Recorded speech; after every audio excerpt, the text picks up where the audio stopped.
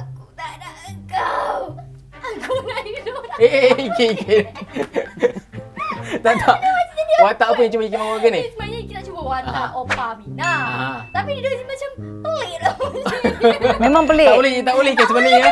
Pelakon yang sebenar-benar je yang boleh sebenarnya. Ikit nak mengajuk sis je lah Rusdi ni. Bukan nak mengajuk. Kita cuba nak menjiwai watak sebenarnya. Senang ke susah ceritanya? Macam susah. Macam susah je. Itu sebenarnya nak bagi tahu dengan netizen kat luar sana. Bukan senang nak menjadikan Opa Aminah. Susah. Aku kata susah. Aku bosan. Okey, baiklah sis, kita bukan nak cerita sahaja tentang drama Bukan Gadis Biasa, tapi hari ni sis, kita sebenarnya nak borak tentang zakat di bulan yang mulia ini. So hari ni kita ada juga seorang lelaki tetamu bersama kita, Haji Ahmad Syukri Yusof, Ketua Pegawai Eksekutif Pusat Pungutan Zakat Majlis Agama Islam Wilayah Persekutuan. Terima kasih Ustaz kerana sudi join kita borak-borak hari ni. Terima kasih. Ustaz dengar katanya tadi, peminat nombor 1 drama. Ya, dia cakap tadi apa? Dia tak miss pun tengok. Saya minat tapi saya nak geram tengok watak tu. Ni waktu dia masih muda, mungkin 50-an yang dia belasah. Yang dia mendera cucu dia tu. Jadi kita sebagai penonton tu masih ingat watak dia mendera tu. Ustaz, sebab itulah apa yang terjadi pada Opa Aminah sekarang ni, umur dia 80-an ni, ini adalah karma atas segala perbuatan dia ketika dia di usia 50-an. Betul. Okey Ustaz, balik kepada Ustaz, berbalik kepada sebenarnya borak utama kita, zakat dan juga bulan Ramadan. Okey, zakat, bulan Ramadan dan juga PKP. Okey, sebenarnya dalam industri hiburan lah khususnya, ramai sebenarnya pekerja-pekerja seni terkesan dengan perkara ini. Soalan saya Ustaz, adakah mereka-mereka ini yang di belakang kamera kita tak tahu sebenarnya mereka tak ada kerja sepanjang tempoh 2 bulan ini, layak untuk menerima zakat? Dan kalau layak, bagaimana proses-proses dan prosedurnya Ustaz? Sebenarnya bila berlaku COVID-19, bila berlaku PKP seperti yang kita lalui ini, sebenarnya bukan golongan artis saja atau belakang kamera saja, tapi ramai yang terlibat menerima kesan. Cuba bayangkan macam ni lah. Dulu jual gol pisang, tiba-tiba sekarang tak boleh jual gol pisang. Betul. Dulu boleh jual buah yang potong-potong tepi jalan, sekarang tak boleh. Jadi sudah tentu akan ada kesan. Jadi untuk di wilayah Persekutuan boleh buat permohonan di Baitul Mal Majlis Agama Islam Wilayah Persekutuan. Boleh buat permohonan untuk mendapatkan bantuan-bantuan yang tertentu dan akan dinilai sebaik mungkin oleh mereka. Tapi bantuan tu kena apply by online atau boleh pergi ke pejabat sendiri? Dia ada 2 cara lah. Ada cara itu apply melalui online. Yang kedua pergi ke pejabat. Tapi pergi ke pejabat sekarang ni masih belum dibuka seluas-luasnya. Jadi boleh hubungi melalui online saja. Antara syarat-syarat utamanya apa Ustaz agak? Kalau Ustaz boleh syarat utama ialah kehilangan punca pendapatan. Itu nombor 1. Siapa pun kita, mungkin sebelum ni kita buat Grab ke apa ke, tapi ini nombor asas yang penting. Jangan tengok yang cerita sebelumnya pendapatan saya 3,000 sebulan, 4,000 sebulan. Orang tak cerita dengan tu.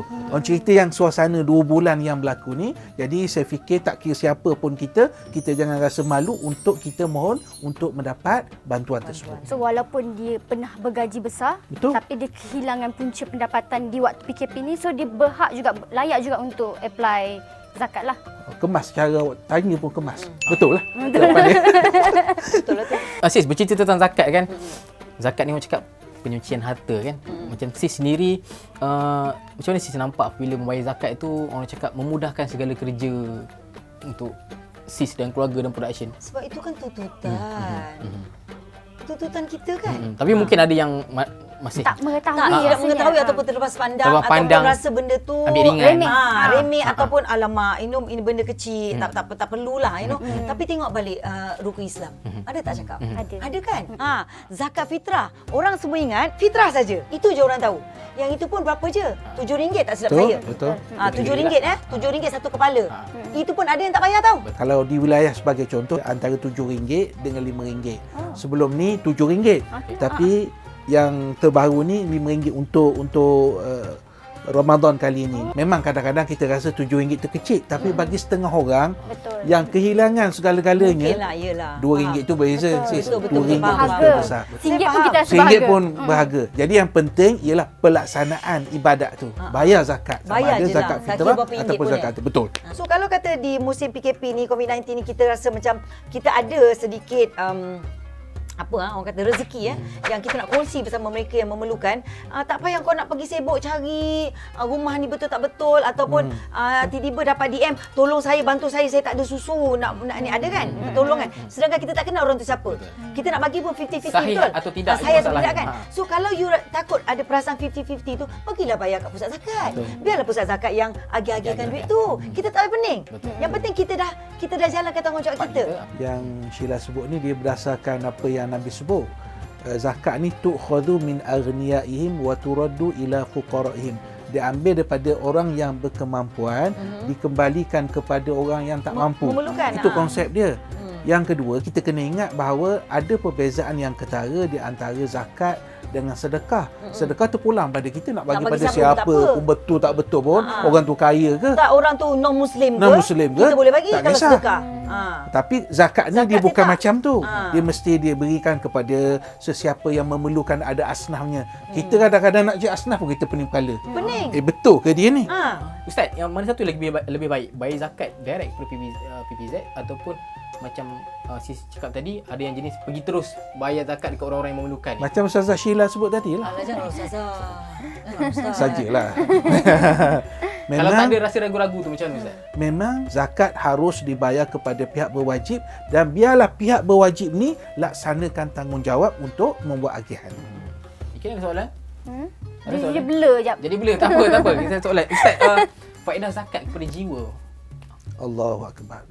Orang yang berzakat ni Allah Ta'ala akan bagi ketenangan jiwa. Ini nombor satu. Sakinah, tenang. Tengok Sheila, tenang je muka dia. Hati Senyum dia manis je senyum kan? manis.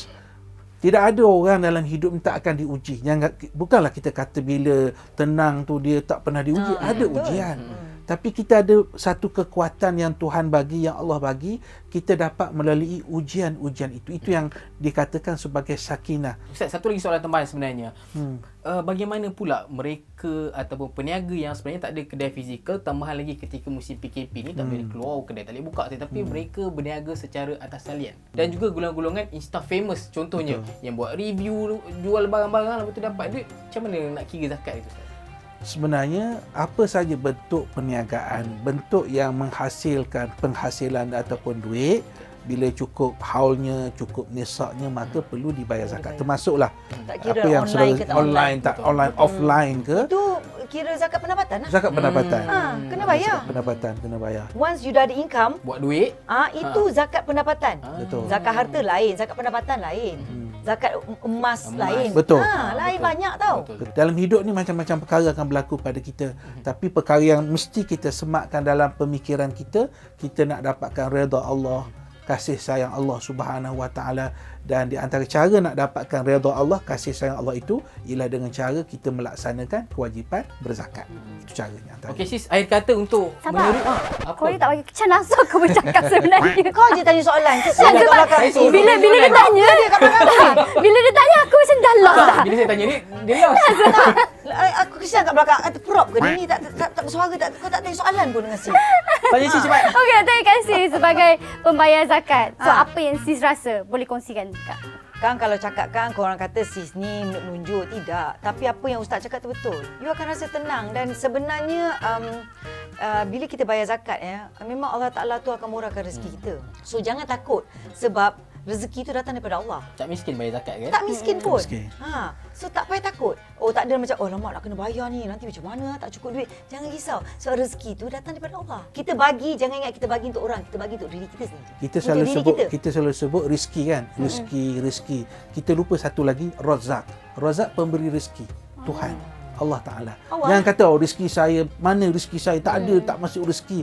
Jangan lupa kita ada Ar-Razak, Tuhan yang memberi rezeki. Jadi kena patuh kepada pemberi rezeki tu. Okey, akhir kata Ustaz. Ya. So saya nak mungkin Ustaz ada seruan untuk umat Islam kita di waktu PKP ni, macam mana mungkin ada yang segelintir yang tidak tahu bagaimana nak membayar zakat ke atau berkenaan zakat. So mungkin Ustaz boleh kongsikan?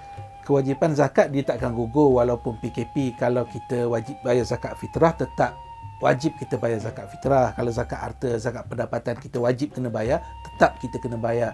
Dan saya fikir waktu bulan Ramadan merupakan waktu yang sangat baik bulan yang baik, bulan yang ada gandaan pahala di sisi Allah Subhanahu Wa Taala. Kalau rasa sukar nak pergi ke kaunter-kaunter kami, boleh bayar melalui zakat.com.my dan boleh kira di situ dan boleh bayar di situ, ataupun kalau rasa nak gunakan telefon boleh call kami 1300-885757 untuk mendapat maklumat yang terkini bagaimana cara terbaik untuk kita lunasi hutang kita dengan Allah, kalau itu dalam bentuk hutang kita, iaitu zakat. Mudah-mudahan Allah Subhanahu Wa Taala akan memberi kekuatan kepada kita masyarakat Malaysia supaya kita dapat lalui ujian ini sebaik mungkin, dan insya-Allah kita akan lulus dalam ujian ini insya-Allah.